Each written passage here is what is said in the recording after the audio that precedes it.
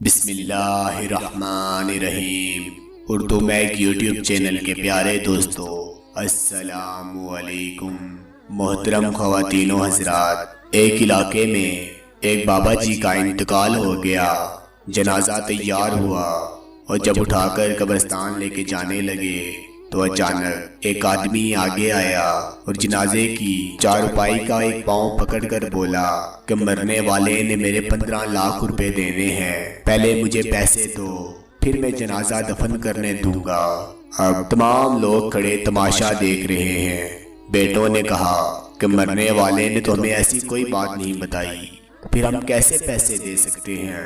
مرنے والے کے بھائیوں نے کہا کہ جب بیٹے پیسے نہیں دے رہے تو ہم کیوں دیں؟ اب سارے کھڑے ہیں اور اس آدمی نے چرپائی کا ایک پاؤں پکڑا ہوا ہے۔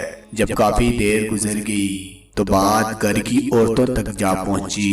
مرنے والے کی اکلوتی بیٹی نے جب یہ سارا ماجرا سنا تو اپنا سارا زیور اتار کر اور جتنی جمع پونجی اور نقدی گھر میں موجود تھی ساری رقم اس آدمی کے لیے بھجوا دی اور کہا، اللہ کے لیے یہ رقم اور یہ زیور بیچ کر یہ رقم رکھو اور میرے ابو کا جنازہ نہ روکو، میں مرنے سے پہلے تمہارے سارے پیسے ادا کر دوں گی اور باقی رقم کا بھی جلد ہی بندوبست کر دوں گی۔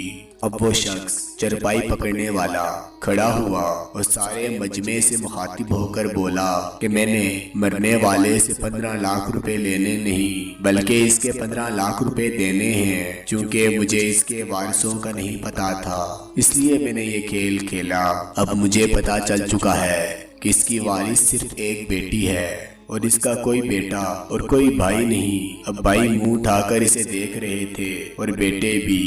محترم خواتین و حضرات، جن کی بیٹیاں ہیں وہ خوش نصیب ہیں، لہذا بیٹیوں کی پیدائش پر خوش ہونا چاہیے، نہ کہ غمگین۔ بیٹی کی شریعت میں بہت فضیلت بیان کی گئی ہے۔